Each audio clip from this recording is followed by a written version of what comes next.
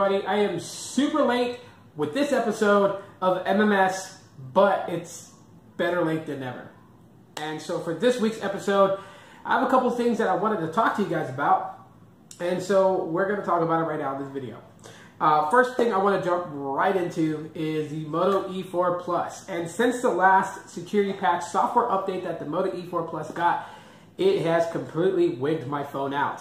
Now, I really thought that this was an isolated situation, and it turns out it's not, because I have two Moto E4 Pluses, and what are the chances that both phones are going to go through the same type of wigginess and mess up and glitch out, you know, by taking that software update? Not likely, especially since they were bought from different stores, so they're not from the same batch put together, but, you know, shipped out to Best Buys. They're from different stores. So my analysis and my conclusion to that issue is that the software update has some bugs and kinks into it. Now, there's no plans for Motorola to release another software update. I did send out a issue report to them, so yeah, hopefully they read it and hopefully they decide to look into it, because my Moto E4 Plus is now acting junk. So it's going to sit in the drawer for a while until there's a software update that I know of that fixes these bug issues. Now, some of the issues that have been happening, to name a few, for some reason the caller ID app just force closes, even if, I mean, it's random, but it just force closes. There's a camera bug issue with the camera, so when you take photos and then you try to launch the camera later on, it doesn't want to open the camera. And especially if you launch Snapchat or if you launch Instagram and you use the camera on that, when you try to use the regular stock camera app, and then it just glitches out on that. There's too many force closes. You can have an ample amount of space on your phone, yet you keep getting this message every time that you download something that you need to free up space. There's not enough storage.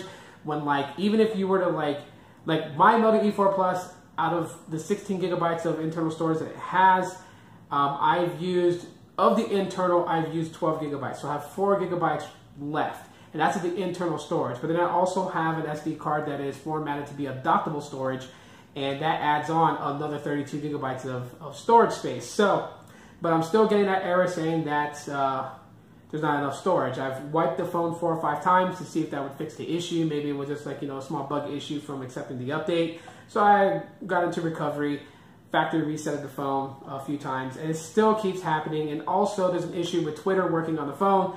You'll be able to launch Twitter when you first sign into it a couple of times, but then after that, Twitter just starts force closing every time you try to launch it. So I've sent an issue report to Motorola, and hopefully they will come out with a software update that will fix all these bug issues. But until then, I am using the trusty LG X Charge, and yeah, I got this really cool pop socket thingy at Best Buy. It's pineapples.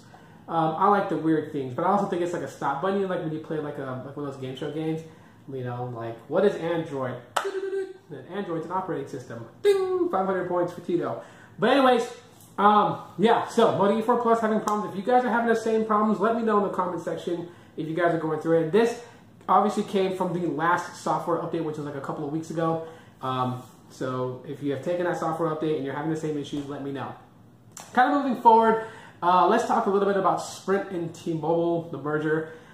Crazy as can be, is that people are really starting to kick this thing into high gear, and I want everyone to kind of like pump the brakes and relax, because one, the merger is not going to happen until 2019 if the deal is approved by the FCC and the DOJ.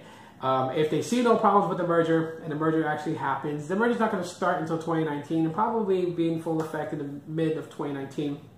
We're a whole year away from that time point. Two, Sprint and T-Mobile are still going to operate and compete against each other until this merger deal is approved.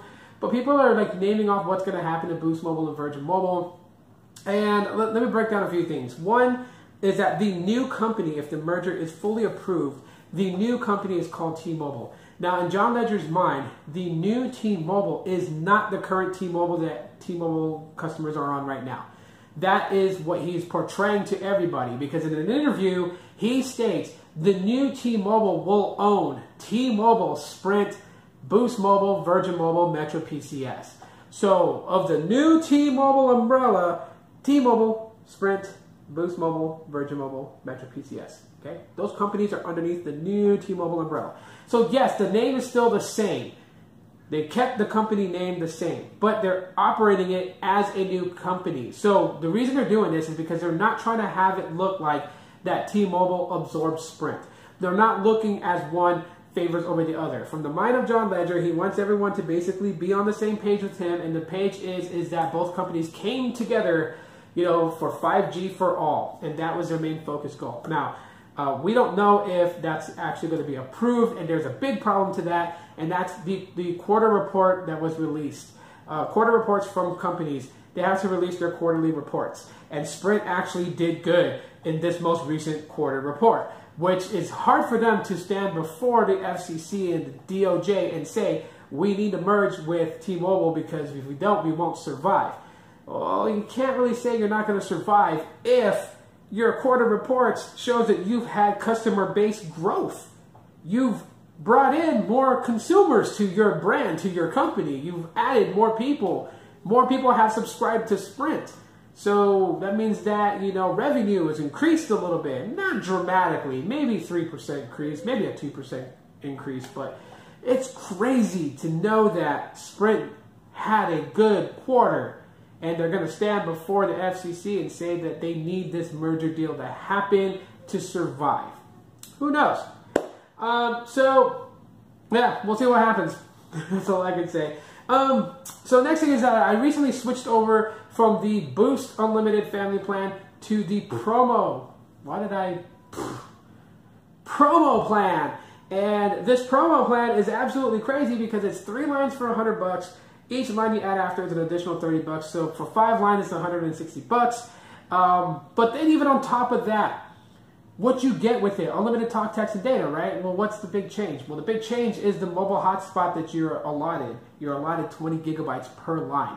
Now, that's kind of crazy that Boost Mobile has something like this because Sprint's Unlimited Freedom Plan, which is what they are selling customers to move over to. Customers who are legacied on the 40 gigabyte shared plan or on the everything data shared plan or on the, you know, 50% off promo plans that Sprint was doing back in the day, like 50% Verizon plan, 50% T-Mobile plan. So whatever you're paying for at T-Mobile, they would pay, you get charged 50% of that to come to Sprint. So they're trying to move everyone to the everything but the unlimited freedom. And the unlimited freedom is talk, text, data, 10 gigabytes of mobile hotspot, and you can add a Hulu subscription on top of that and have 2 lines access Hulu at the same time. But 10 gigabytes of mobile hotspot. I've had people call in and say that they can upsell, buy more gigs until the start of the next bill cycle, which you cannot do. Once you burn your 10 gigs with Sprint, it's done, right? But on Boost Mobile, you get 20 with this promo plan. Now, for a single line with this promo plan on Boost Mobile, is $60 a month.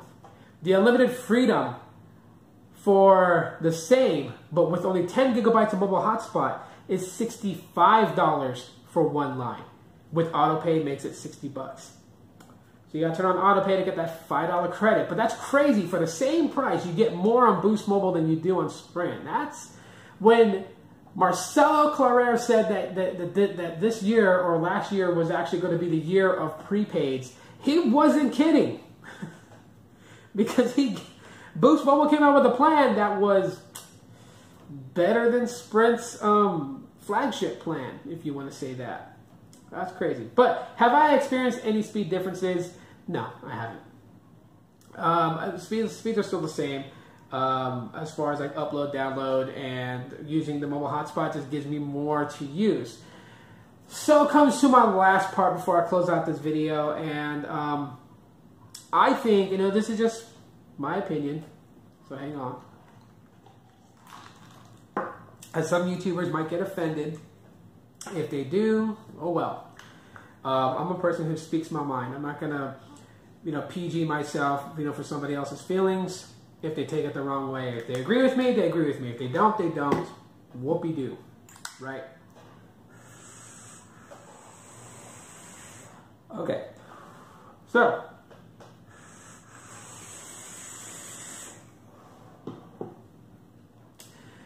being a tech tuber that talks about mobile technology and not just unboxing phones, but like talks about everything involved in it, whether it's, you know, news, rumors, or even all the other geeky stuff, I know that being on YouTube and creating these videos, I have an obligation to you guys. And in the past, I used to make this very same mistake, so I'm not absolving myself of the same mistake. I am admitting and taking ownership of this mistake, but I'm also putting this out there. This is a very, very, very big mistake. And even if you watch some of the bigger tech tubers, you'll notice that they don't really do these types of videos too. And that's network comparisons. Network comparisons that I've learned don't matter and never will matter. It never will. Like, I can stand here or sit here and tell you till I'm blue or red in the face that Boost Mobile service is the best service provider for prepaid. Now, a lot of you guys are laughing right now. Stop laughing. But it doesn't mean squat. It doesn't mean squat to anybody out there. And the reason why is because what works for me here is not always going to work great where you are. And so if I'm sitting here telling you guys, and those people who trust my opinions and listen to my opinions, you know, I don't want to steer people in the wrong way. If Boost Mobile sucks in your town and I'm over here telling you in the chat or you on Instagram or you on Snapchat or wherever that you connect with me socially, yeah, go with Boost Mobile. I get better service with them and you will too.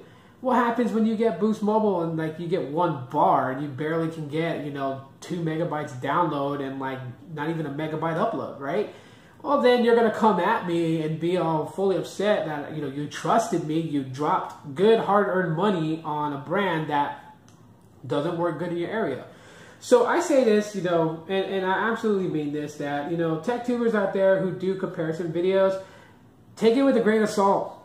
You know, I'm sorry to say it, but their opinion on that, it's invalid. It's invalid because they're comparing, you know, a network that they know that is good for them in their area, and they're yielding claim that you're going to have this terrible experience if you go with this particular provider because they're having a terrible experience with it. It's invalid. You know, what works for one in one place is not going to work the same in another. And there's not one carrier that covers the entire country from coast to coast that gives like the best network. So I'm just being real about it. I'm sorry to say it, but that's just the way it is, right? So that's why I don't really do a lot of network comparisons or say anything about different networks anymore, much less. You know, Metro PCS is good. You know, Cricket is good. Boost Mobile is good. Now, if you're comparing the types of sales they have, the type of phones that they carry, that's completely different. And yeah, one's going to be better than the other one. Metro PCS has better phones than Boost Mobile. You know, I'll openly and honestly say that. They get the better versions of LG devices and they get the better versions of other different phones. So that is a true statement. But comparing networks, you can't. So anyways, guys, that's pretty much it for this video. If you guys enjoyed this episode, although it's late, let me know. Drop me a like in, you guys know where it's at. You guys know where I'll do all that stuff, comment and everything like that. Go ahead and do that. If you just subscribed, thanks for subscribing. I really appreciate it. My name's Tito. Thanks for watching this episode of MMS. And yeah, I'll see you on the next one.